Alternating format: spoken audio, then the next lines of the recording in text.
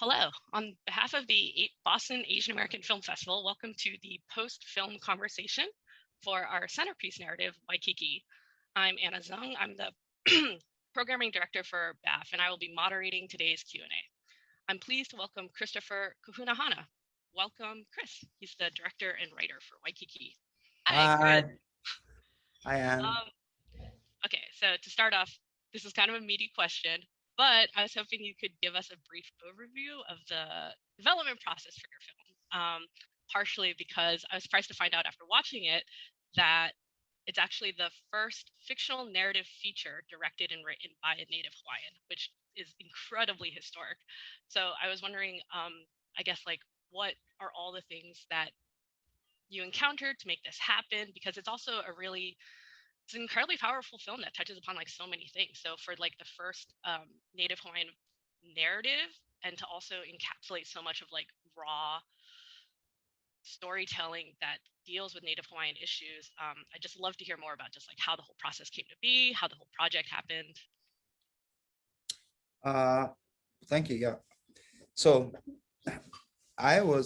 we were all surprised when we found out that, you know, it may be the first feature film narrative written, directed by a Hawaiian. And it's because, I mean, I was surprised because I have been trying to make films for 30 years and I never realized that there weren't other Hawaiians who had made feature films.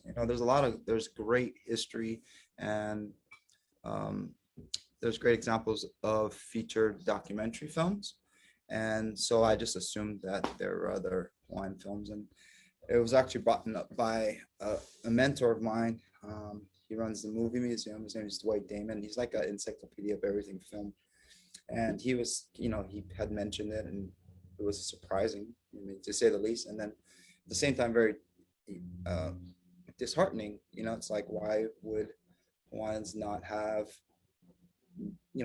being such a storytelling people and having, being oral historians, why wouldn't we have moved into film? And it's the same things as other filmmakers, I suppose. It's like it's really, really, really hard to get a independent film project off the ground, funding and those types of things. But I think also there's just layers of uh, issues that you have to overcome as a Hawaiian to get to a position where you can actually have enough reach to aspire to make a feature film. It's like, people laugh when I say it, but the first thing you have to do is survive, right? You have to be alive to make a feature film. And as we know, it's not so simple sometimes as it sounds to survive and then thrive enough to aspire to make a feature film. I've been trying to make this project for, oh my God, since 2013. So it's been a while. I actually wrote it in 2014. I was in the Sundance Indigenous Labs, and that really gave me the confidence to continue trying to pursue to make a feature film. And so it was a long process. I mean, even post-production took a lot longer than we had thought. Not having had any model or mentors or someone to go like, hey, let's do this thing. I think every step of the process was by trial and error. A lot of error, a lot of trial. It's like I work where we experiment, we test it, we sample it, we take a look at it, and we fix it if it's not good. And I always have this thing: if it's not good, then it's not done. So like, although it took longer than everybody had hoped, I know the timing of it was right. It's like it felt like it needs to come out now. And I don't, there's so many talented and hardworking Hawaiian filmmakers, and the fact that I got one done it's a privilege and a responsibility, and I feel blessed that I had the opportunity to make a feature film. Yeah, I mean, we genuinely all feel, at least all the programmers that at BAAFF have watched it, I think we're all like blown away by the tightness of the storytelling. So even if it did take longer in terms of crafting it than you expected, it honestly feels so worth it because every like element of the film feels just so incredibly tight and intentional and like very thought out. Yeah, you know, we were lucky. Like people say it. I mean, it's true. I find it to be true. Is that films are authored three times: once when it's written, once when it's shot, and then once when it's edited. And I was lucky enough to run out of money and need to edit it myself. You know, so the process allowed me more time with the story. You know, and when you wake up and it's only you just have to keep figuring out why something doesn't work. Is it the setup? Is it the pacing? And I really feel that this story came together in post-production. I mean, we had an awesome crew, so we had great footage to work from. But it's kind of like, I feel it's like writing is making your shopping list, right? And then shooting is like shopping. And then I think post production is where you chef it up. You know, it's like you can take all these pieces and figure out how they work together and come out with something, you know, that's tasteful and hopefully memorable. You know. Yeah, that's actually a great segue, because you're talking about the post production of it and like the editing that you did yourself. I think something I found really striking about the story as like a narrative is the way it really blends this sort of linear narrative that on the surface, you know, like what Kay is going through, but then also you have like these very abstract scenes that feel very like almost fractured, dreamlike, you know, and like at first you're not sure where it's going, but then like the way it all sort of comes together by the end of the film and like it all hits you right over the head and just like pierces you in the heart. I just that blend of two different very distinct storytelling styles, but putting it together. I'm curious as to what was your editing process to like blend those two elements of the film. You know, that was from the very beginning one of the challenges. And I think your challenges become your strengths, you know, eventually. I mean, I was lucky. I had great editors from the beginning to work with. I worked with Bob Bates, Black Horse Lowell, Nick Stone, Kate Hackett. I mean, I had great editors. I mean, to say I edited is not true. I mean, I edited after I ran out of money. I mean, Gotcha, like they gotcha. got me to a place where I just had to do a lot of fine tuning, but they put the Gotcha. story together. But it was always a concern, like how far away from a linear narrative could we go before people lose track of where we are in the story? It just becomes convoluted. I mean, still till today, I mean, it's not the perfect balance or perfect blend for everybody. People still get confused and go like, why, you know, why did you put so much you know, abstract concepts or this non-linear kind of dream-like structure to the ending of the film? And so we kept playing with it. We put more, make it more abstract, then we take some of it out and we add more narrative. And, you know, it became refined. And I think, honestly, I mean, I know for a fact that the story, I would have kept tinkering with it forever. But, as before we got on, I was saying, you know, I give my computers names and they're always been Miss Moneypenny. It's because they're the person that's there with you all the time. It's like the person that you trust, you know, like you need. Like, so previous Miss Moneypenny, this is Miss Moneypenny too. She gave up her ghost. She says, "You're done. You can't touch it anymore." And that made me realize, like, hey, everything's saying, you know, my kupuna are saying, it's time. Like it's ready. And so you don't need to touch anything else. And it's great because now I look at it and I feel like, yeah, I'm happy with where it ended up, the balance of it. You know, I kept pushing it this way or that way. And eventually for it to, you know, end up where it is, I'm excited and I'm happy that people understand that part of the story. You know, I love it when they say, man, that part was confusing, but it made me think about things or feel something that they hadn't thought about those characters. And they wouldn't if you had just played it as like a straight narrative, you know, like Yeah. a ABC story.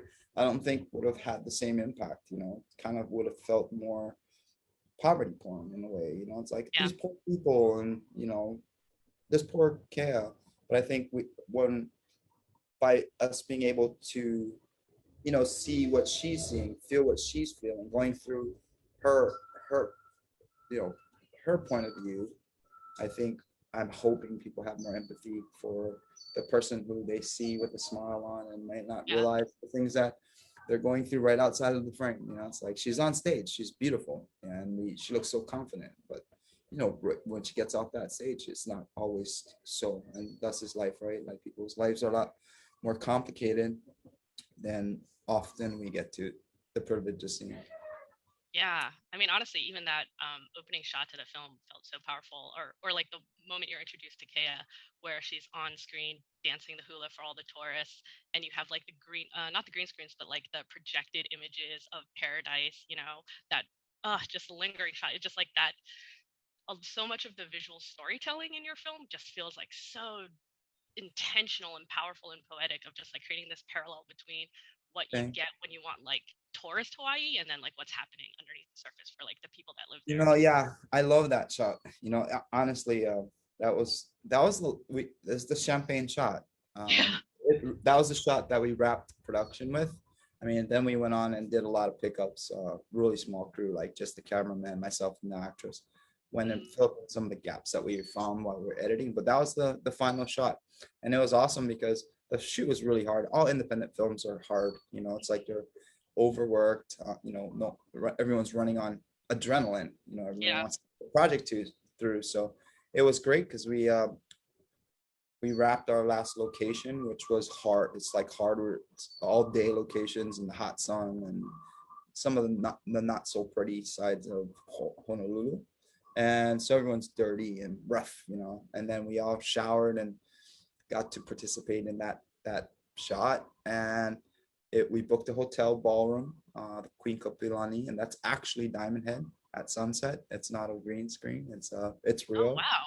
And this was fun, but we we didn't know how we were gonna pay for that shot, right? Because it's expensive to have, say, 40 extras and all the food that you need to have on the tables to make it look like a legit event. Mm. We didn't know how we were going to pay for that or the rental of the ballroom or any of that stuff. So we decided to combine our wrap party and our final shot. And we invited all our executive producers to sit in the front. So they got to be in the film. And all the people, all the extras are all actually the casting crew.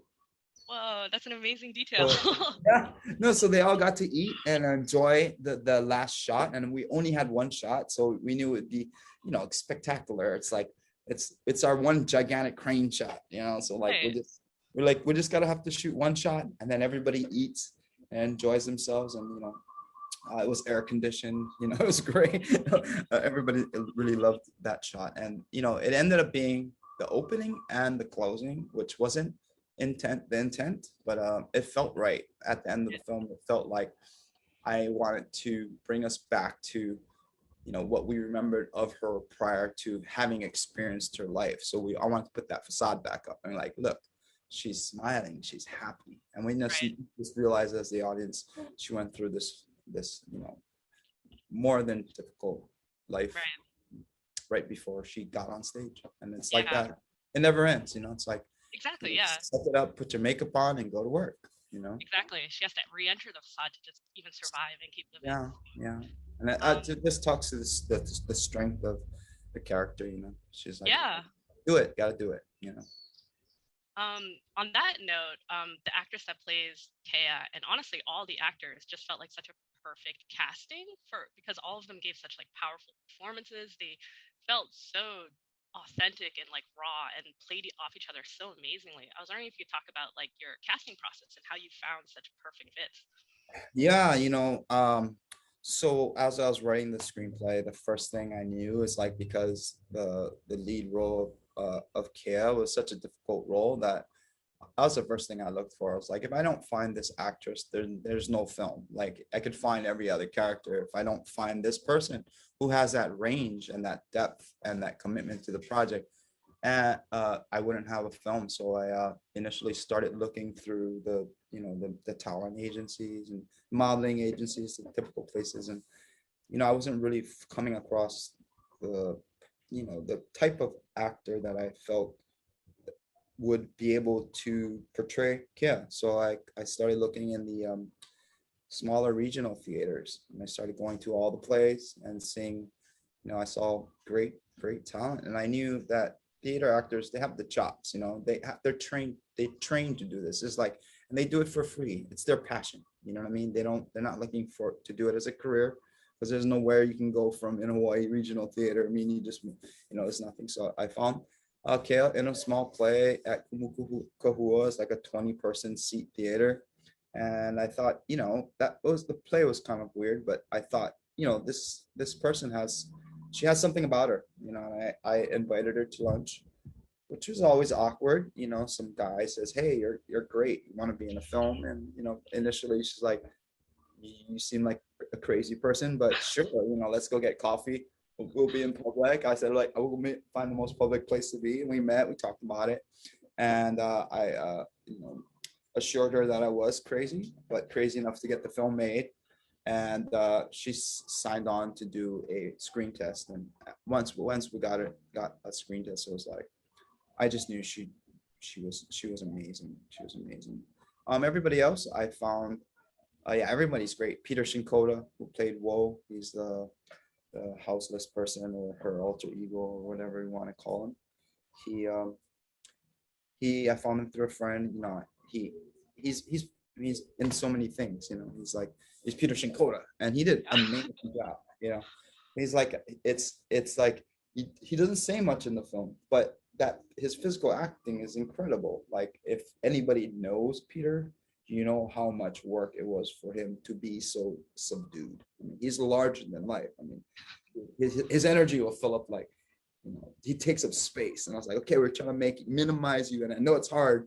Like, you're used to being like a ninja, or, large, or a hero, or a villain, but yeah, he was so committed. Like, he once he signed on to the project, he came, and he he's a method actor. He really wanted to get into it. So he, on his own accord, offered and arranged for himself to sleep outside of the Iolani Palace with, like, the existing homeless population there. And he made a lot of friends there, and he learned a lot. And Wow. that's how committed what he was to the project. He was an amazing guy. Made a great friend. His willingness to go through whatever was necessary for him to portray uh, somebody who sleeps on the street. He even said he didn't want to sleep in a bed during it, because your body just moves differently when you're sleeping on a piece of cardboard. So during the duration of the screen, he had a bed sometimes, but a lot of times he'd just sleep in the van, or sleep, while on the side of the road while we're shooting. He'd sleep under a little umbrella or in his chair. He just Wow. wanted to feel that, like, uncomfortability. Your body's never quite settled if you're always worried about survival. Yeah, And that comes through a lot in his acting. Like, I think despite the fact that he doesn't really have speaking lines, he has such a profound presence on the screen because there's so much like nuance to it. I think like one of the most memorable scenes of the whole film for me, and there's like a lot actually, is when Kaya's like yelling at him in the van, and you have this like prolonged length, and just like the contrast between her energy and then like the way he looks so withdrawn into himself is it's so emotionally resonant. oh, thank you. Yeah, no, he was awesome. I mean, those two. Yeah, that's when I realized, like, man, we got really something special. Their performances are so great, and I think that's what you know, required me to spend the time and effort to make sure to find those performances and to nurture those performances in the post production. It's like, Yeah. sometimes the most obvious cut wasn't the cut. It's like I'd go back and I look at them like, well, this says more by not saying so much. It's not so on the nose. Like, we're forced to, find or figure out what they're feeling, and I think that kind of engagement by an audience really helps them empathize with the characters. Yeah, for sure. That's sort of so then definitely curious how you found Jason who plays Brandon because Oh, like Jason, uh, uh, Danielle Zlapany and Jason were in the same theater. oh They're wow. great. They're great friends. Yeah, they've been friends, theater buddies for, like, I don't know. They had a natural they're best friends. So, like, it was really it was made it easy. It's like they had a relationship already that they could play on. I mean, they don't have that relationship. They've never been a couple or anything like that, but they know each other so well, and they've been so many productions together that there was a natural trust with them. It's like Yeah. we knew that they were gonna go there, together. They're like, okay, let's just go, let's do this. Let's be these ugly people in this ugly moment. in order to, give the best performances. They really trusted each other, and that was it was amazing. Yeah, I was lucky. It's like, if they had that relationship, it would have been so. I think it would have been difficult. I Yeah. mean, honestly, to have somebody like, hey, this is the person you're acting with now, assault each other. Like, Yeah. they're not stuntmen. You know what I mean? They're like, yes, let's do it. It's like they're actors, but I think their relationship, their closeness, their trust really came through, like Yeah. their willingness to like manhandle each other and get in each other's face and Hmm. really pick at each other. And it was awesome because they'd use that relationship to like attack each other off of camera just so that to keep each other in the same headspace. Like there's a Hmm. scene when Jason Quinn or Brandon, the character Brandon, punches a hole in the wall, and uh, Danielle was actually on the phone with him and really, really digging into him to get him worked up, like so that when he got there, it was like real. He was really mad at her. It was like, and it showed. It's like, man, and I love that scene. That was fun. Yeah, that was actually another scene that I was going to call out as being like one of the standouts, because not only are the performances like so incredibly strong, and if anything, I think that scene is the epitome of how you capture so much of the cycle of abuse with like empathy and compassion, because like you truly understand the way it is a cycle, and that the way that the abusers can have come from like hard times themselves. And for, at least in Brandon's case, like he loves her, he genuinely loves her, and he This wants. doesn't. He doesn't have the tools. Yeah, exactly. He's just This not, because of doesn't- his own trauma, probably. He just doesn't yeah. know how to be He loving in a doesn't way know how that. to handle it. Like if like Exactly. he just doesn't know how to handle the situation that they find themselves in. And I think it's both true for both of them. She doesn't know how to handle him, and he doesn't know how Mm. to handle her, and they don't know how to handle each other. So it's like Exactly. it creates this, you know, it's just ripe for drama. Yeah. And then on top of that, the visual storytelling of that one shot where, you have the punch in the wall and then he moves like the photo to cover the holes. It's just like, perfection. That scene is honestly such perfection. It says like so much. Thank Um, you. It's so funny. That's one of those things. I had so many. I've screened this thing so many times to all my friends, and that's another one of those things where people were like, people either like it or they don't. They're like, why do you have that moment there? Like, what is it saying? I'm like, because it's like real life. It's like, I know it's not, it's a little bit funny, and it's like should be an uncomfortable funny. It's like it should be ironic in a way. Like you're like, oh my God, that's horrible. But why am I laughing? Like why is it funny? And I wanted that, but for some people, they're like, why are you trying to have a funny moment when it's obviously so violent? And I thought, because that's kind of like life, it's yeah, like sometimes like it's just like you have to laugh or else you mhm, just cry, exactly. No, I totally relate to that. And I think that scene like really nails that feeling specifically. Thank you. Thank you. That was fun. That was a fun. We did it in one take. Oh, I was about to ask, because once you punch through a wall, you only We're get so many done. tries with that, right? We actually had another wall prepped. We could do it twice, but it took us so much rehearsal to get it. And then after we shot it once, I was like, it's good. Let's That's move on. amazing. Everybody was so relieved. Like, but I was like, yeah, I don't want to restage this wall. Put a new wall in. I was like, it's good. Move on. And everybody appreciated that. I mean, he Wow. nailed it. I was like, I don't know what else I'm gonna get from it. No, it's Like, true. He really did nail it. and yeah, he nailed it. And also too, because the people behind the wall, um, I thought there's no way I would get a more genuine reaction to what Mm, happened. Like they were terrified, yeah. like genuinely. And I was like, that's not gonna happen twice. Yeah. So I'm like, it's good. Let's just move on. Let's not waste anybody's time. On that note, transitioning to other, well, about location actually. So one of our programmers actually watched the film at another festival with a friend of theirs who was from Hawaii, and who told them about the significance of like the scene where Kea, um, right after Kea loses the van, you have like the scene of the hill and the newlywed couple cresting the hill, and then it like pans down to Kea and Woe under like the tarp. Um, so the Hawaiian friend of our programmer mentioned that location specifically is like known for a lot of like wedding photography going on, like a lot of stage Yeah. photography. And then also that a lot of huge of population of the houseless Yeah. are right there. Yeah. So Absolutely. I feel like they're in once like I learned that too, I was just like, whoa, that you touch on that like so quickly, but it's like so resonant. And I was hoping you could maybe expound on some of the other like locations that are have like distinct subtext if you're local to the area or like know about it, but that might go over the heads of like our New England audience, people from Boston who might not have been to Hawaii. Right. Other locations. Well, all the locations were none of them were easy. So, one of our main locations where Kea performs the hula noho at the end of the film. That's like another, it's a campsite on Sand Island, at the end of Sand Island. And it's another huge houseless population. I think what you're gonna realize by watching this film is like there's a huge houseless population.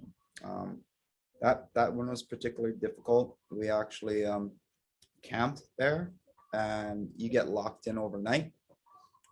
They lock the campsite because there's just too much drama if they don't, like people coming and going and drug dealing and just Oh, drama wow. and violence. So they lock you in, which felt kind of scary. like if something does happen, like where do we go? You can't get out, And Yeah. luckily everything was great. That locations and all the Chinatown stuff. Anybody from Hawaii will realize that we shot in Ala Park at night, and that scene is interesting because we had so many extras or background actors who were to portray houseless individuals. And while we're shooting, there is a population of houseless individuals who are just there, and a lot of times we couldn't tell the difference. And myself, in addition, I'd be like, "Hey, you're supposed to be going this way," like telling somebody who's not a part of our set that they're supposed to be following this direction. That was uncomfortable. There was also this one street which we had to keep going back to for our scene. It was in an alley, and it's where the she first hits she bangs Whoa character. We also did that shot in one take, which was crazy. Our stunt team was amazing. They were amazing, but that location was intense. It's like where the drug dealers would set up, and all the drug users or abusers would meet there to come get their supply daily. And we shot there, and the first night they're like, okay, they're gonna be gone by tomorrow, and we kept coming back. And so eventually they're like, super frustrated with us, and trying to pressure us to not come back to that location, and we had off-duty officer who was our security, and that helped a lot. But it was intense. Like most of the shoot was just incredible. Our crew they were incredibly brave. I can just say that. Like Yeah. they're amazing. Yeah. Yeah. Let me see. Oh, I think something that really stood out to me. Or the queen. But we shot the queen Liliuokalani statue. Oh, If yeah, someone's not yeah. from Hawaii, she's what's behind her. It's unfortunate, but this is colonization, right? And they put her statue. She was the last reigning monarch of Hawaii. They put her statue behind her palace in an alley between her palace, which and the new state capital, and they have her facing the state capital and away from her palace. Oh, man. So as Hawaiians, this is like an insult upon insult. It's like, Yeah. why isn't she like in front of her palace? Like, Yeah. why is she facing the state capital? So those things, like, if Kanaka, that's like heartbreaking. That's why like Kea is so moved by it. Like she personally feels like her Ali is looking down on her, and she feels guilty, and she feels like she should be doing better. You know, she's embarrassed but also comforted. Yeah, that I'm glad you added that detail, because that I think is really something really powerful if you aren't local to Hawaii, is like understanding the context of that statue then, specifically, because that's not something I knew. And yeah, that really changes a lot. Well, not necessarily changes, but like adds a lot more to that scene of when you Yeah, see Kea's face. yeah, Um, the queen was imprisoned in her palace, and right. she was forced to abdicate. You know, because Mhm. in the interest of saving lives and not and having no bloodshed, until the United States would recognize that she was the true sovereign, she abdicated in the interest of the health and safety of her people. And so she was heartbroken, you know, Yeah. to do it, but she did it for the right reasons. Um, for that reason, I genuinely hope that your story, and I think it will, is Waikiki. I think will inspire a lot of people to look into this sort of like legal overthrow of the monarchy in Yeah, Hawaii yeah, and the way America like attained. Because yeah. that legacy of colonialism, I think that's the incredibly powerful part of Waikiki, is that it shows that it's an ongoing legacy. There's like still ongoing trauma in the way it You continues. know, that was the hope for sure. It's like people often think that, you know, it happened then and it's not happening Right. now. It's happening like today. Like today, we're gathering at the University of Hawaii to protest the building of the 30-meter telescope because they Mhm. want to extend their leases indefinitely. Basically, they have, you know, free rent. I mean, it's like 100-year lease, 65-year lease with a stroke of a pen, and they just take Hawaiian lands out of Hawaiian hands and Right. use as they want, and they want to continue that.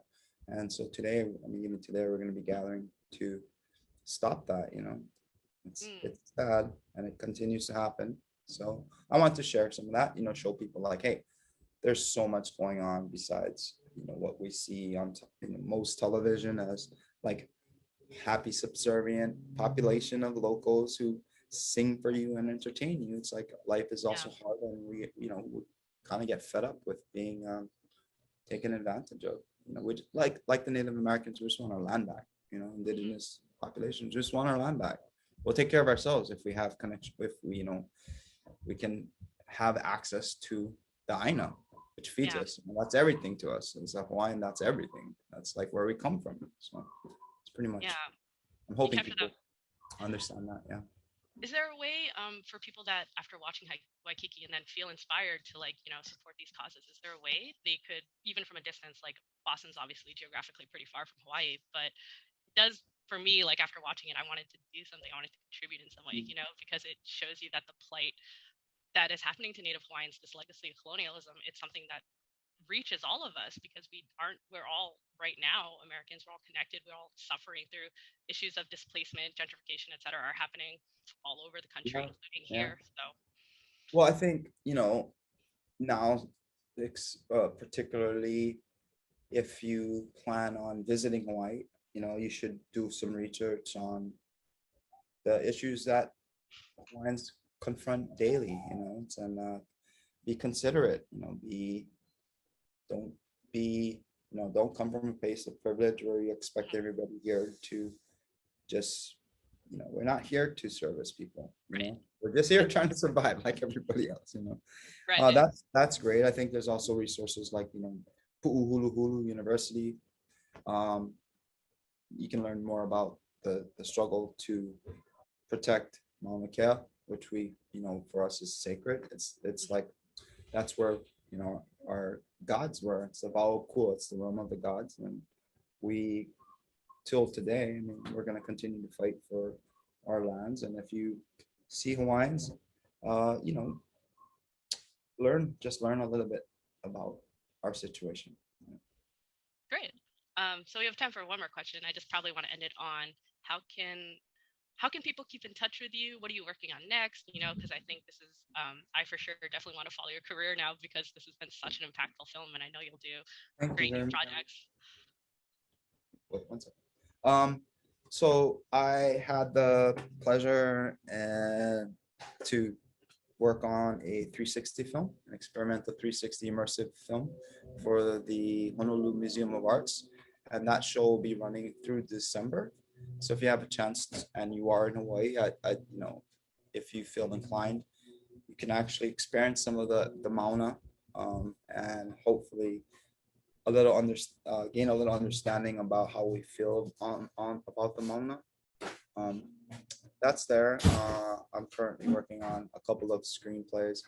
Uh, there's a sci-fi episodic that I'm writing with the partners called Iman, and it's centers on Polynesian climate refugees and the birth of the first human AI hybrid. So that's one project I'm working on. I also have a couple of other film projects, but currently, I think the best way to follow is via Instagram or Facebook, and that's Waikiki the Film across all social media platforms. You can reach me there. Yeah. Great. Awesome. Thank you so much. Yeah, thank you. That is all the time that we have.